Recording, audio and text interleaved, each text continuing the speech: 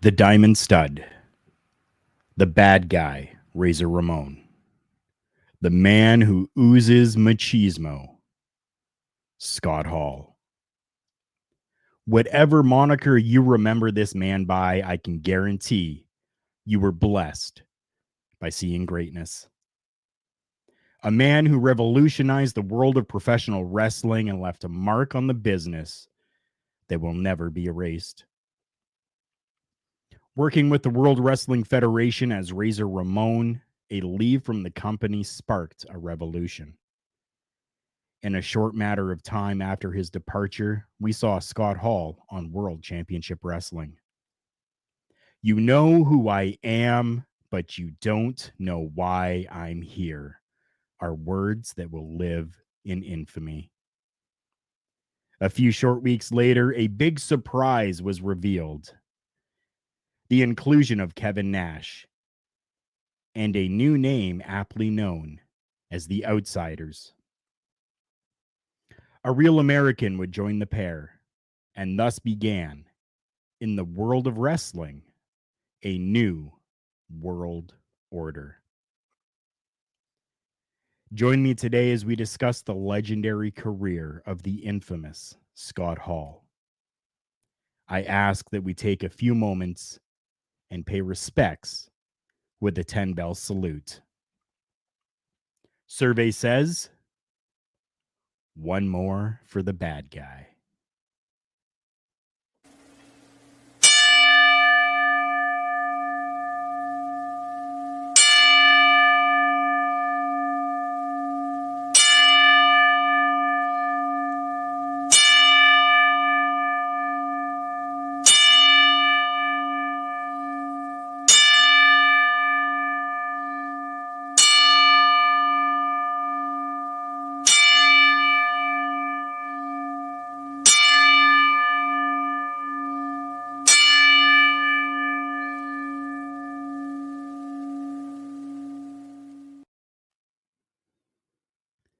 My name is Karl Karufel, and this is Turnbuckle Talk.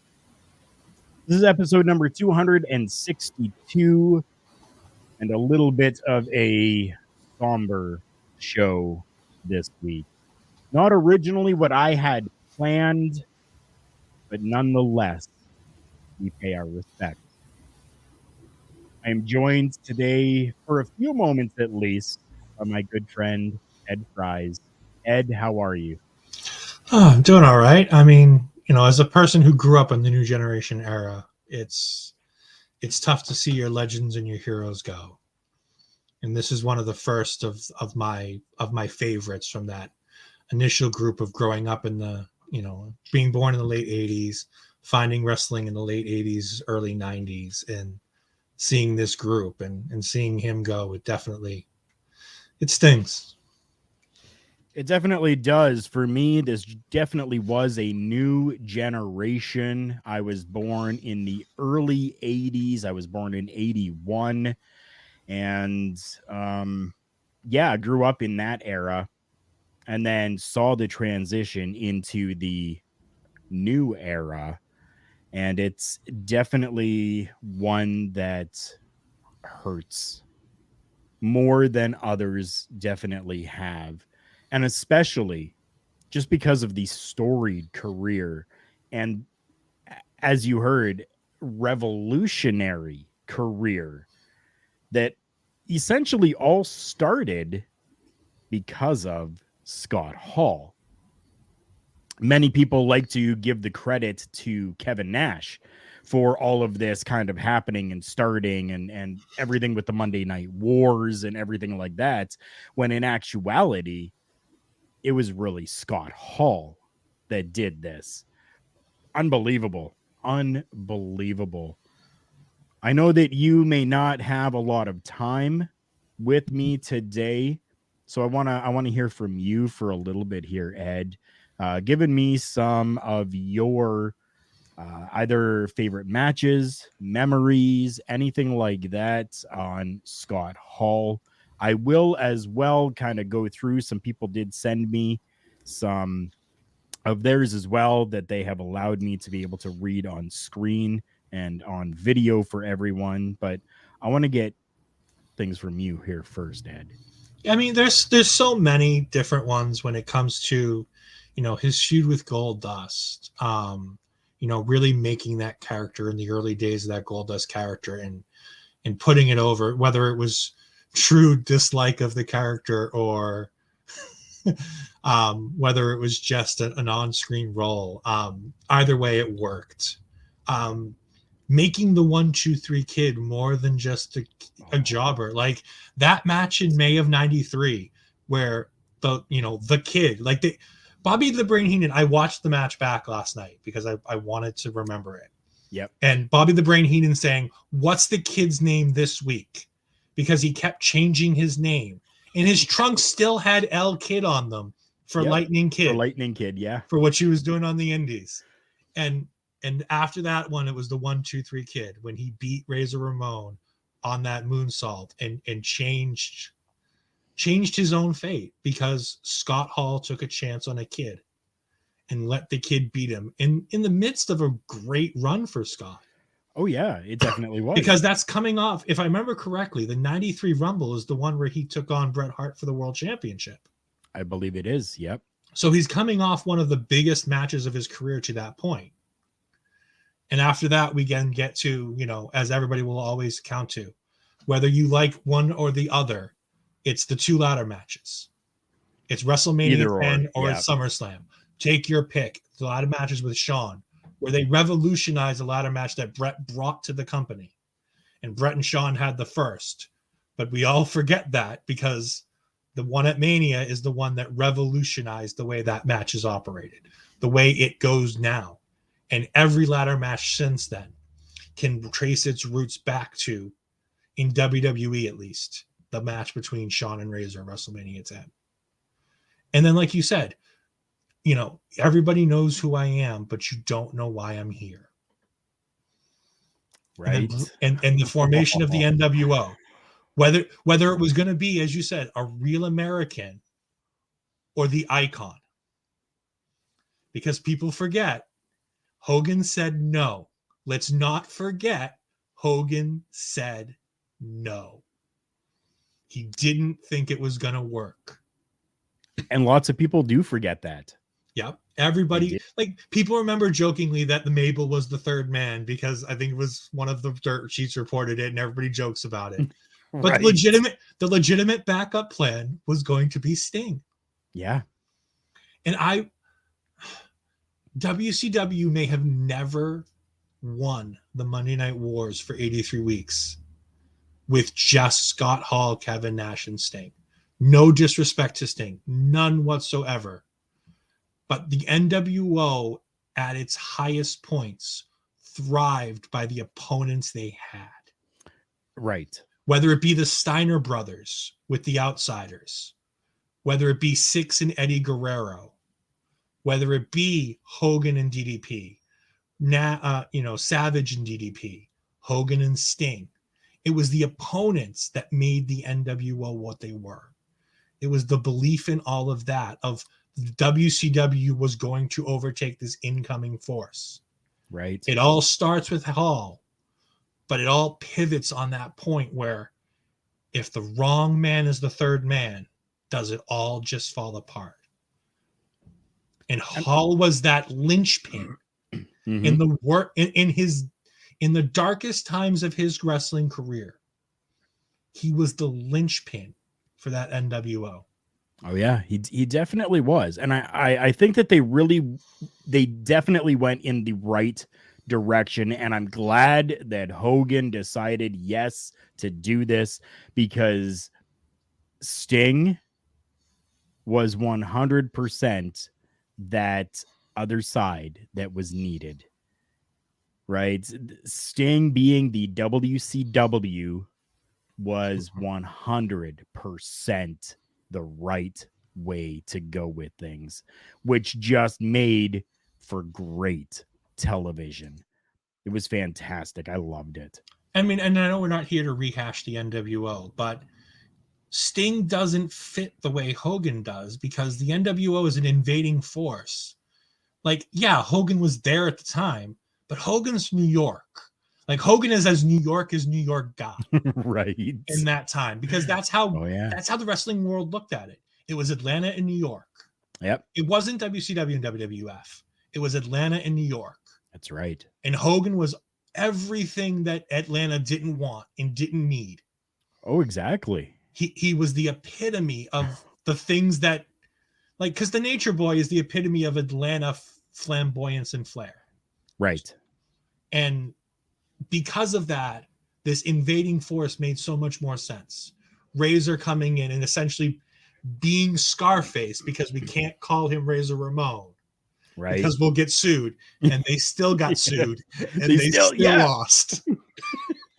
But he was so good at being a distinct character that he literally cost the company $3 million, but won them 83 weeks on top, because of the of the ability he had to get everybody to believe that it was an actual invasion. And I remember watching it as things happened, as it all progressed. I saw that first episode, that first appearance where he was just in the crowd in street clothes. And, leading up, a couple weeks later to having the interactions with Eric Bischoff at the announce table, to the inclusion of Kevin Nash as he's pointing, right? And I mean, it was all just so well done. I believed it. I thought, holy shit, this is real. It was unbelievable. Mm-hmm. It all comes down to Hall. It does. It all comes down to Hall, because Kevin's great, but we learned to a great, terrible dissolution that Kevin can't run a company with it on its back, because they did everything they could to make Kevin a star in WWE in '95, and it didn't work. Nope. Nope. And Kevin will be the first to tell you it. Like, he is. He will be the first to tell you things didn't go the way he wanted in '95. No, for him, for the company, everything. Yeah, he will be the first to admit. And the same thing with Shawn. Like, we look at Shawn as the epitome. Shawn was the champion who lost to the NWO. Now, granted, nobody was winning that fight. No, it took Austin and Tyson to win that fight. Right. Like, I mean, you're talking about two of the biggest names of the generation to win that fight. So it all comes back. You know who I am. You don't know why I'm here. In the middle of a jobber match in the first hour. Right. And it changed the landscape of professional wrestling. And he doesn't get that credit, because it always goes to the group. The group wouldn't have succeeded if it wasn't him to start it. And I've even had many of my friends actually say, who have been wrestling fans since the 80s and 90s, they have even said, didn't Kevin Nash start the NWO? Negative. And I have to kind of correct them and say, hey, listen, it was actually, do you remember when Scott Hall was shown on TV. Do you remember it was Scott Hall that brought in Kevin Nash? Scott Hall started it all. Scott like you Hall said, started it all in denim too, by the way. And right in denim everything. Yeah. Like, Oh, let's not forget God. the atrocious fashion of the time where Scott Hall shows up in double denim and makes the wrestling world take notice. Going from gold chains and pleather vests to denim and making it work. Oh, God, yeah. Like, unbelievable. Scott Hall, who was born October 20th, 1958, and ultimately lost the battle of life on March 14th, 2022 at the age of 63. We have discussed a lot of the WCW and NWO stuff that he has done, but he actually started back in 1984 with the NWA in the Florida territory with Championship Wrestling from Florida. And something that a lot of people don't know is that he actually trained under Dusty Rhodes, Mike Rotunda, and Barry Windham. So 3 of the probably most powerful names in the wrestling business at that time, Mike Rotunda being later known as Irwin R. Shyster or IRS and tag teaming with the $1 Million Man. Barry Windham, I mean, if you don't know that name, you're not a wrestling fan. And of course, the famous Dusty Rhodes. To be trained by those 3 guys, okay, you go into training, you've got these 3 guys that are training you. At the end of the day, yes, it is totally up to you to make things for yourself after your training. But if you've gone through that training with these 3 and don't do anything with it afterwards, you kind of deserve not to have the fame.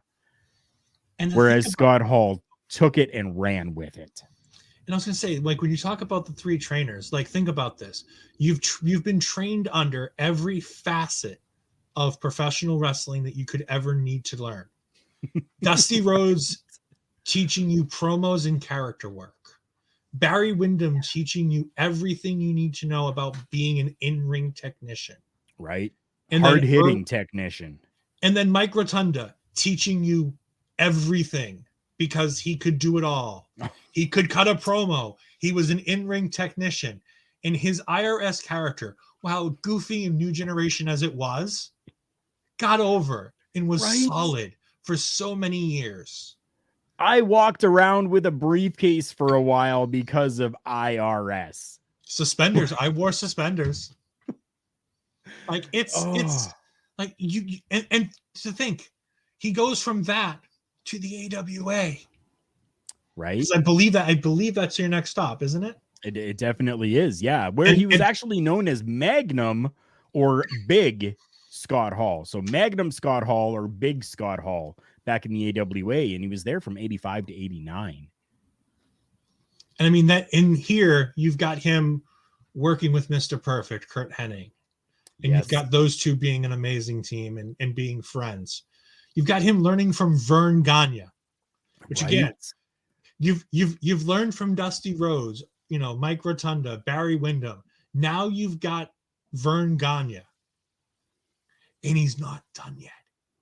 No, I mean, Vern must have definitely seen something in Scott Hall, because something that was a little out of the ordinary for that time while working with the AWA between 85 and 89, Vern Gagne allowed Scott Hall to work for New Japan Pro Wrestling between 87 and 1990, which you really didn't hear of back then. Sure, yes, they kind of shared talent around every once in a while, stuff like that, but never to the extent where you're allowing your talent to go to Japan. It was always, go 3 states over, we're good. This was crazy. So Vern Gagne definitely had to have seen something in Scott. and from the Midwest too. Like, people forget what the AWA territory was. You're talking Minnesota, Michigan, Wisconsin, maybe the Illinois Little area, bits, yeah. but like you're talking that upper Midwest. Yeah. And you're talking about flying not only across the country, but then going across the ocean to Japan. Right. Another little interesting thing that happened during that time as well is in 1987, he had a tryout with the WWF. So with that, at a house show in Fort Myers, Florida, he was defeated by Paul Roma and wasn't signed with the company.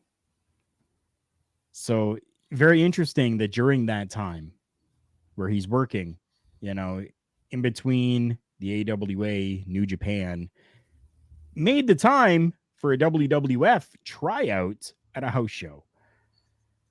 A workhorse already in the early stages of his career, like most should be, right? Mm-hmm.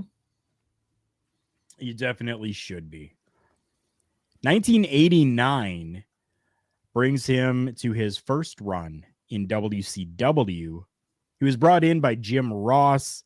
The promotion was still owned by the NWA at the time, and the initiative was actually to develop new young stars. So he actually debuted June 3rd in a vignette showing Scott Gator Hall. And he was actually out swimming at the beach, playing beach volleyball. They had vignettes of him in boats. He was fishing. And where the name Gator comes from is he was scaring alligators. I mean, what? What?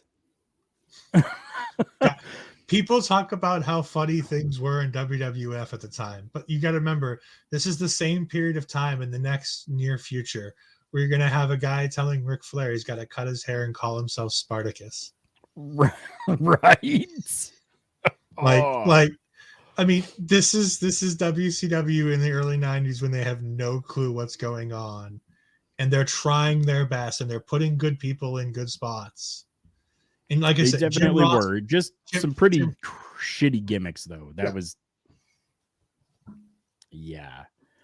His actual in-ring debut with WCW happened on June 16th, and it was only at a house show. His television debut happened July 9th, where he was actually pinned by the Great Muta.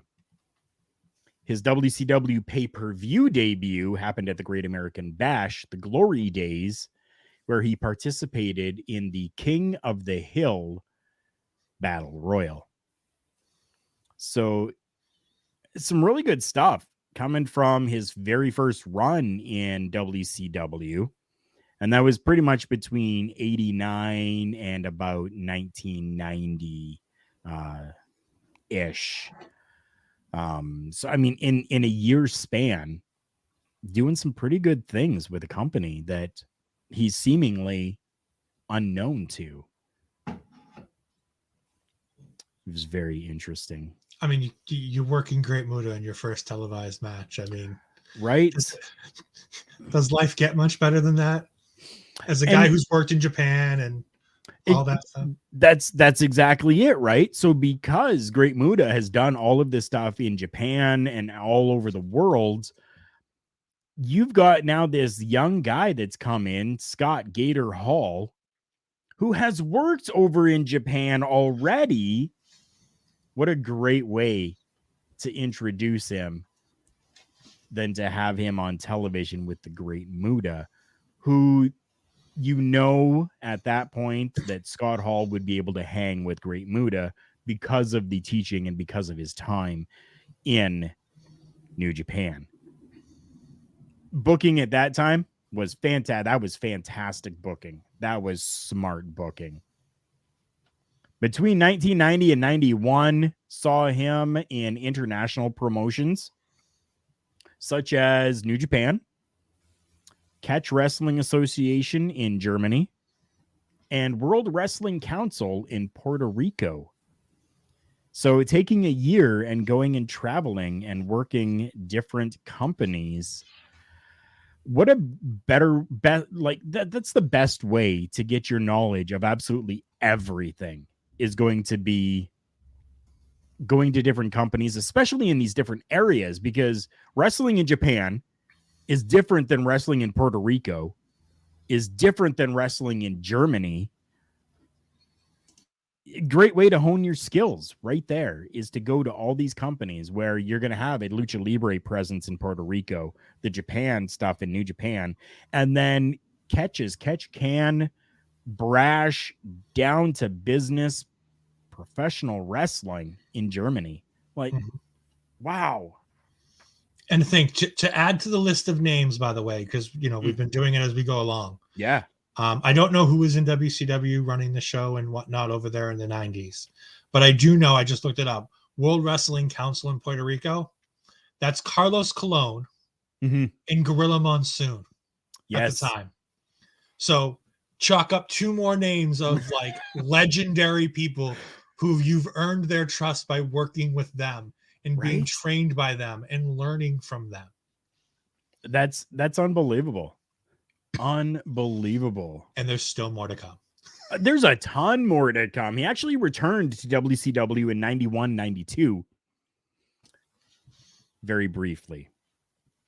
He then returned to the WWF in 92, 93. And this was actually the birth of Razor Ramon, a character that was modeled after Tony Montana and Manny Ribera from the 1983 film Scarface. So apparently the story goes that Scott actually went to Vince and Pat Patterson with this idea, and they absolutely loved it. Having the accent, having that machismo, having that attitude. And apparently Vince and Pat Patterson had never actually seen the movie Scarface and thought that Scott was coming up with all of this on his own. Unbelievable. After weeks of vignettes, Razor Ramon actually debuted on the August 8th, 1992 episode of Superstars, defeating Paul Van Dale. Fun fact, Paul Van Dale is actually now WWE superstar Carmella's father. Little fun fact tidbit for you there. And he used the finisher, the Razor's Edge. So that was the first time that we got to see on WWF television the Razor's Edge. He was using that move prior in WCW. It was under a different name, but he was definitely using that move and honing in on ensuring that it was done properly with the Razor's Edge. I want you to talk about the Razor's Edge a little bit for me, Ed, and any substantial Razor's Edge that you remember over his career. So, I mean, the move is just such a pure power move, and you've seen people, imitate it and whatnot. And like right now, Damian Priest has taken it and made it his own, and really uses it as a nice little tribute. And Damian Priest, ironically, reminds me a lot of Scott Hall. He's got that attitude. He's got that charisma that Scott Hall has. He feels cool when you watch him in the ring. I'm hoping that there was a backstage conversation between these two guys at some point where he's like, "Hey, do you mind?" The Razor's Edge onto a table or onto the stairs was always that one that got me. I want to say it was the Roadie, I think, took one at one point onto the stairs that just looked absolutely brutal. But that move is it's such a clean finish that when you see it hit, you're like, all right, cool, done, dusted. Let's just call it a day. Right? You just know. You just know. You definitely do. And it was a move that looked so devastating as well. It was crazy to be able to watch it and see it performed at such a level. The music has hit. That means it is time for us to take just a quick little break, because we need to make sure that we are talking about our sponsors on these shows. So stick with us. We're going to be right back in just a few moments as we talk all things of the legendary career of the now passed Scott Hall. Support for Turnbuckle Talk, as heard on Love Wrestling, is brought to you by Manscaped. Who is the best in men's below-the-waist grooming champions of the world? Manscaped. Manscaped offers precision-engineered tools for your family jewels. Manscaped just launched their 4th generation trimmer, the Lawnmower 4.0. You heard that right, the 4.0. Join over 4 million men worldwide who trust Manscaped with this exclusive offer for you. 20% off and free worldwide shipping with the code LOVEWRESTLING at manscaped.com. Promotional consideration paid for by the following. Wrestling, a love and a passion we all share. I've started a wrestling brand, the wrestling brand. A brand founded on the aspects of wrestling. 2 entities working together to create a product that connect emotionally for people everywhere. Collar and Elbow is the brand. Passion and love for wrestling is the drive. I am Al Snow, and this is Collar and Elbow, the wrestling brand.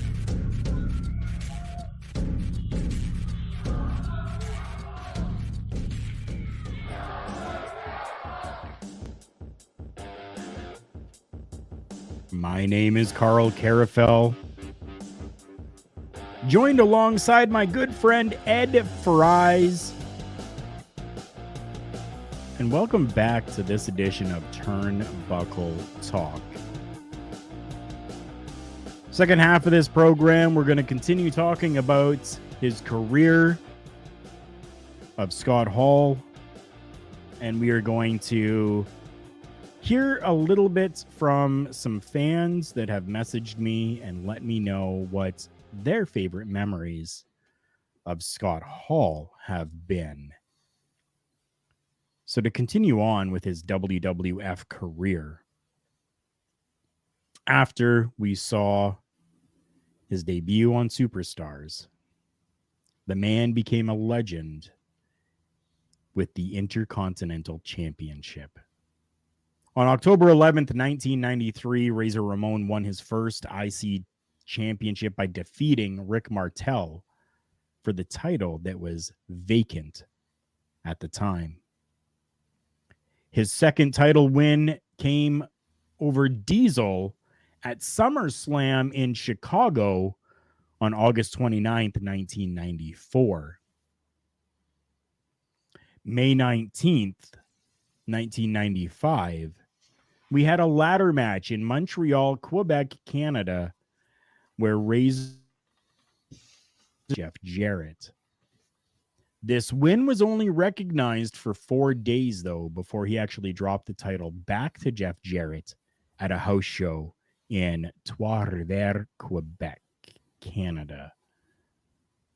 And his 4th title reign came against Dean Douglas at In Your House 4, Great White North in Winnipeg, Manitoba, Canada, on October 22nd, 1995. This would be his last reign, which lasted 91 days until he lost the title to Goldust in January of 1996 at the Royal Rumble. 4 IC title reigns. My God, that was unbelievable, and all within a short span of time as well. You're looking 1993 to 1996, 3 years, 4 wins, 4 championships, solidified as a legend already at that point. Yeah, and with those Intercontinental title wins, you're talking about the vacated title that he won with Rick Martel. That's the title vacated by Shawn Michaels, which in a few weeks ends up going on the ladder match at WrestleMania 10, which leads into the second ladder match with Shawn Michaels, where they do it all again and they revolutionize the world of wrestling when they're told they can't use the ladder as a weapon randomly. Right. After using it as a weapon the first time, they're told, nope, you're not allowed to do it this time. Figure something else out. And then I guess before you go on, I guess we should just kind of mention, because I didn't mention Shawn Michaels in any of these, and that's because Shawn Michaels, after the vacated title, Shawn Michaels actually came back and said, wait, he's not the real champion. I'm the real champion. And so that's how that ladder match came about. So technically, Razor didn't win from Shawn Michaels because technically it was vacated. But yes, they had one of the most amazing, not the first, but one of the most amazing ladder matches in WWF at the time for that championship, for two belts that were hanging above the ring. So I didn't mean to cut you off there. I just wanted that everyone understood that. I always forget, because I'm like New Generation era, that's my jam. But then again, I forget not everybody watched in the 90s when, right? Oh, sometimes it was hard to watch in the 90s. Yeah, sometimes it was. Hard? You think it's hard to watch WWF now? Just understand that sometimes in the 90s, in those early 90s, it was even worse. Right? Like there are some hairy days in those early 90s that you couldn't imagine being a fan, but there's so many good moments, and Razor was part of so many of them. I mean, in the loss to Goldust in January, that was setting up a WrestleMania match where Scott lets his contract expire and goes elsewhere. Yeah. And we'll get to that. But I mean, that was setting up for a Miami Street fight. Yeah. In the Anaheim where Goldust ends up taking on Piper. Yes. It was all leading to him versus Razor and blowing off that feud. Yeah, it was. It was. Ultimately, that wouldn't happen, though, as you mentioned, as Goldust actually took on Roddy Piper in a backlot brawl, which was absolutely fantastic as well.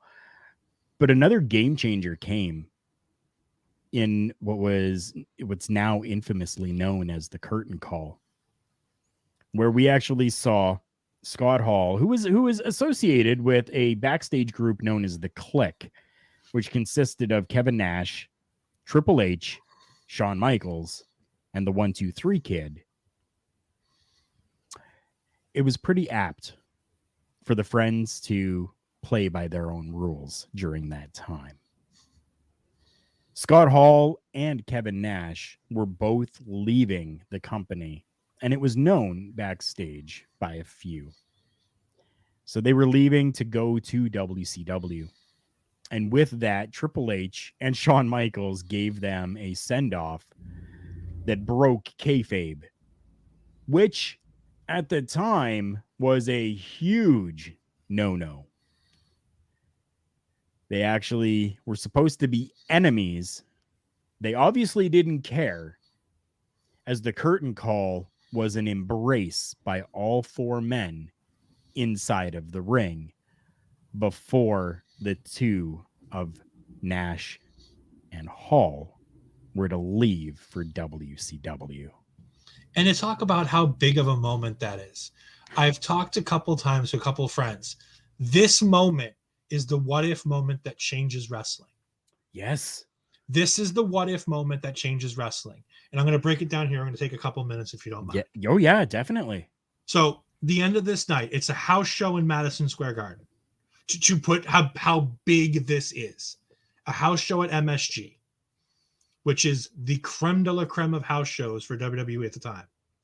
That you got your best cards. You got pay-per-view cards on a regular at these house shows. Right. Which was headlined by Shawn Michaels versus Diesel in a steel cage. Yep. And Razor was a babyface and Triple H is a heel. And after Shawn defeats Razor to defend his world championship, Razor and Hunter come out and the four men embrace in the ring and hug. Here's where it gets good. This is the what if portion of all of this. Yeah. Razor and Diesel head south to Atlanta. Yes. Shawn Michaels is your world champion and is Yes. untouchable. Triple H takes the heat for All what of it. happens. All of it. You know what that heat entails? According to people who were booking the shows, now granted, rumor and innuendo, but people who were in the back rooms booking these shows, Yep. Triple H was going to be the 1996 King of the Ring. You want to know who wins? Does everybody remember who wins the 96 King of the Ring? Tell us, Ed.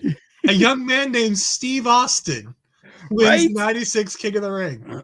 Against Jake the Snake Roberts in the finals. Yes. And he cuts the Austin 316 promo. Ironic. Yeah. Tomorrow is Austin 316 day. That's right. So Austin gets the platform that puts him at the epitome of the mountaintop by starting it with this King of the Ring win. It starts here and it goes to beating Brett at Survivor Series, winning the Rumble, facing Shawn Michaels, Yeah. and taking the title off of Michaels. And then single-handedly with him and Tyson and everything else, changing the course of wrestling. If the curtain call never happens, Triple H is your King of the Ring.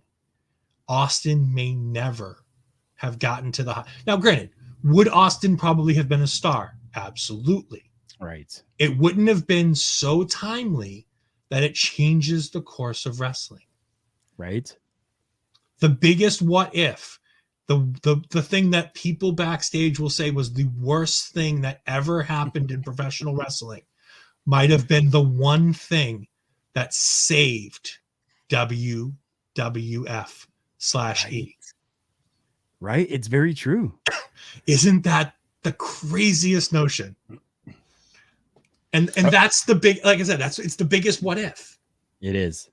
Because It you never know, definitely is. you never know what happens with Austin if he doesn't win that King of the Ring.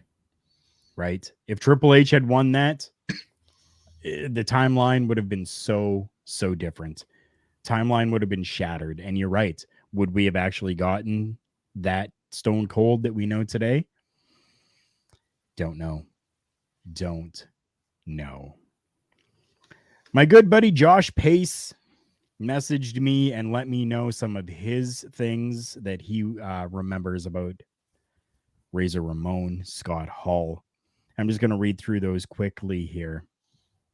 He talks about the Bret Hart Royal Rumble in 93 matchup versus HBK at SummerSlam 95 and the Outsiders versus Harlem Heat at Halloween Havoc 1996. So those are my good friend Josh Pace's picks. And those are great ones. Like there's so many outsider matches that you can pick. Like I always think of the Steiner brothers when I think of the Outsiders versus the WCW. It always links back to Scott and Rick, which again, right, with Braun, coming up right now and losing Scott Hall, it brings those Steiners back into focus for me. And it's the back and forth, and the Steiners winning the titles back and being screwed by the system and things like that. I know we haven't got there yet, but it's just one of those things where it's like, I'm not going to be able to stick around. So it's those WCW days, and his WCW career is so intertwined with that outsider's edge and, just manipulating the system and having these fantastic tag matches. Oh, yes. I mean, unmasking Rey Mysterio. Yeah. Unmasking Rey. And then Kevin being like, no, but it's okay. Right. That is, I know it's not a Scott Hall moment, but he was part of that match. And it's ingrained in my mind that Rey takes the mask off and they jokingly tell him to just put it back on, that his face is too ugly just to put it back on. See, these are the memories that everyone needs to have and remember. Scott McLeod, his memories is WrestleMania 10 HBK and Razor Ramon, says that takes the cake for Scott. So thank you very much, Scott, for giving yours to me as well and allowing me to use it on the program today. And I think I have one final one here coming from my good friend Bobby Munson. Bobby Money Munson says, saw him live in Saskatoon during the original run as Razor Ramon. One of his early matches is when he came in with a big win over Randy Savage. Royal Rumble match against Bret Hart. Ladder match with HBK at Mania. The list could just keep going. Scott Hall, absolutely one of the best. And I agree with that sentiment totally. And before I hop out of here, there's one more that I keep forgetting and I keep remembering. And I go back and forth. There's a match type. 2K20 was a jumbled mess when it came to the game itself. But in the story mode, you followed along with the two characters, and Sean Waltman talked about a match that he lost against Razor Ramon. And they have it in the game, and it's the Crybaby match. In Your House 6, Razor Ramon versus some 1-2-3 kid who's aligned with Ted DiBiase. And the loser has to put on the diaper and has the big oversized bottle. And the finish of the match is Waltman trying to cheat by using the baby powder, and Razor kicks his hand into his face. Yes. JPJ is correct. I believe a diaper is involved. Yes, it's one of those crazy WWE matches that you just it's so stupid and funny at the same time. And it just made that feud so fantastic. And those two work so well together. I'd be remiss if I went through the whole show and didn't mention In Your House 6 Crybaby match. I completely forgot about that. I am glad that you remembered it. It's just it's one of those funky little memories that I have. And it's in the game. So it's a reminder because it's in the actual game where Waltman's like, I lost one of these. So now you're going to be in this match against me because I have to win one of these before I retire. Unbelievable. Wow. Ed, I know that you have to get going. I do appreciate you coming on and being a part of this broadcast with me today. And there's a good reason why you have to take off. So please let everybody know what that reason is. So I'm going to go ahead and get some food and stuff and get dinner ready. And then later on tonight around at 10 o'clock, we'll be getting NWA's Power Out featuring Zach, Pluggo, and Kyle Davis of the NWA will be joining to preview the 2 nights of the Crockett Cup coming up this weekend. And then after that, in the same stream, immediately following, you can follow me, Astrid, and Cody as we go ahead and talk all things NXT on NXTea. And that'll be following directly after Power Out tonight. Around 10:30, 10:45, we'll probably be starting our show. But make sure to check out Power Out because we have the one and only Kyle Davis from the NWA. Otherwise, you can find me right here at EdFries12584. And you can find me on other various Love Wrestling channels and whatnot. I'm mostly in the comments for a good portion of the shows. Oh, yes. And for all of those programs, don't forget the live programming for everything Love Wrestling is now exclusively on Twitch at twitch.tv/LoveWrestlingCA. That is where you can find the live programming. So make sure you go and check that out. Again, Ed, thank you so much, my friend, for coming in, being part of this. I really do appreciate you. You're always a huge supporter of the show, and I thank you. Anytime. You have yourself a good night, and you have yourself an amazing stream like you guys always do. Take care. We will talk soon. It's a car wreck, but it's our wonderful car wreck. Because I have to press buttons, and I'm terrible at pressing the right buttons. That's me all the time. All right. Have a great rest of your show, Karl. Thank you. Take care, my friend. Right, bye-bye. Bye. So there we have it. We're going to continue on just a little bit here with the career of Scott Hall. And I'm just going to kind of read through everything that I have listed here because we're already 50 minutes into this show. But there has just been so much to talk about that we can't. Not as bad as Pluggo, I bet. I think JPJ is referring to mashing of the buttons to try to get things to work.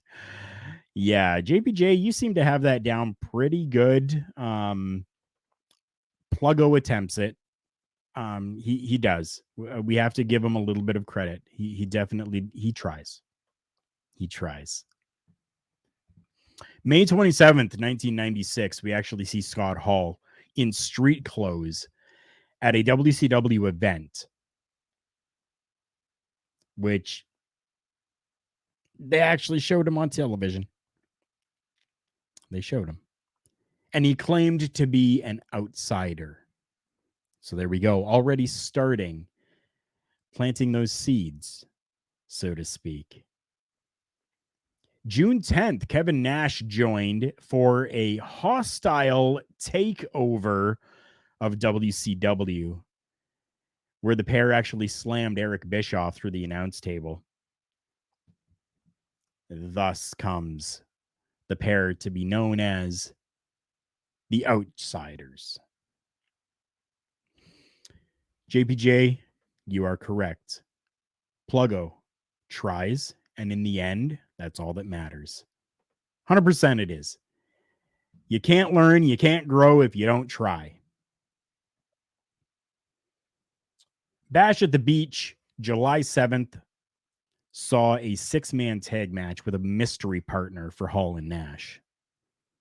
This partner turned out to be none other than the one and only Hulk Hogan. And this ushered in the new world order of professional wrestling, baby. We jump ahead a few years where Hall was actually ejected from the NWO Hollywood in late 1998, where he actually began to refer to himself as the Lone Wolf. His last appearance in WCW came February of 2000 at Super Brawl. Between 2000 and 2001, Scott Hall then would work for ECW and make a return to New Japan Pro Wrestling. 2002 saw Scott Hall return to the WWE on February 17th at No Way Out. Due to personal demons, he would eventually be let go on May 6th of 2002. Between 2002 and 2005, and then again in 2007 and 2008, we saw Scott Hall join the ranks of TNA, Total Nonstop Action Wrestling. A third return to the WWE between 2014 and essentially 2021 saw Razor Ramon, the character Razor Ramon, announced for the 2014 Hall of Fame. He was inducted into the WWE Hall of Fame for a second time alongside his NWO members, Hulk Hogan, Kevin Nash, and Sean Waltman. This was as part of the 2020 class. Although due to COVID, 2020 did not happen, they were all inducted in 2021, but as part of the 2020 class. March of 2022. That's correct. This month, Scott Hall was hospitalized after falling and breaking his hip. He underwent hip replacement surgery. And after this surgery, a blood clot dislodged, resulting in him suffering 3 heart attacks. He was put on life support on March 12th and taken off of life support March 14th. The WWE announced his passing later that day. I do not want to end it on such a sad note. It is very difficult. So we're going to end it on some good things that happened.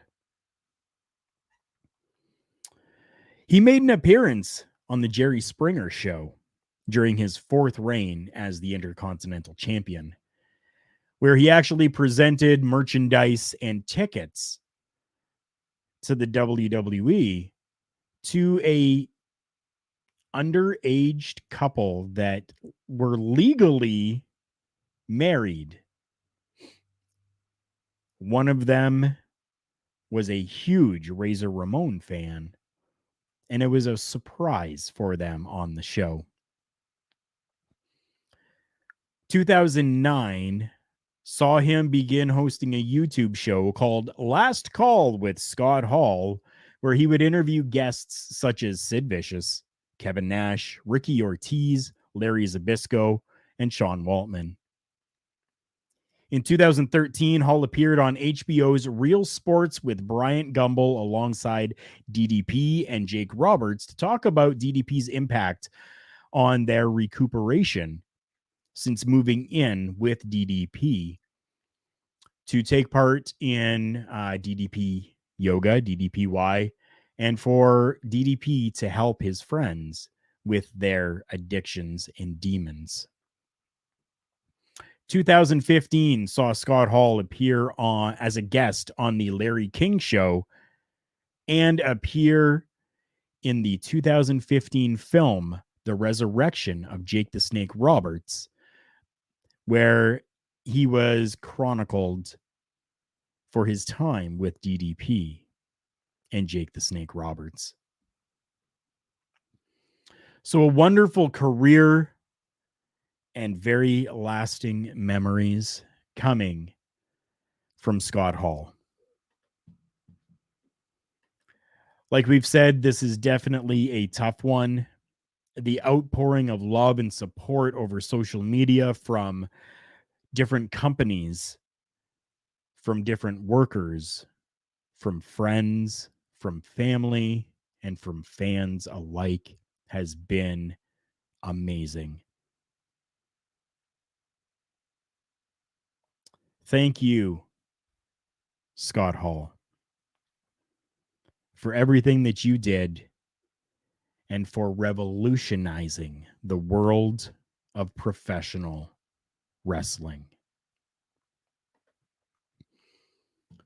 JPJ coming in saying an all-timer and rest in peace.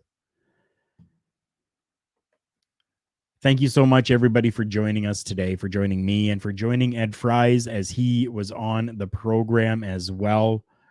I appreciate anyone that wants to come on and talk some professional wrestling. So thank you. Thank you to all of you fans and supporters who are essentially my co-hosts as I go through this game of podcasting solo. Thank you. For myself, Karl Karufel, and for all those involved with Turnbuckle Talk, and over on YouTube with Turnbuckle Studios, we say good night, and we will see you all on the next one.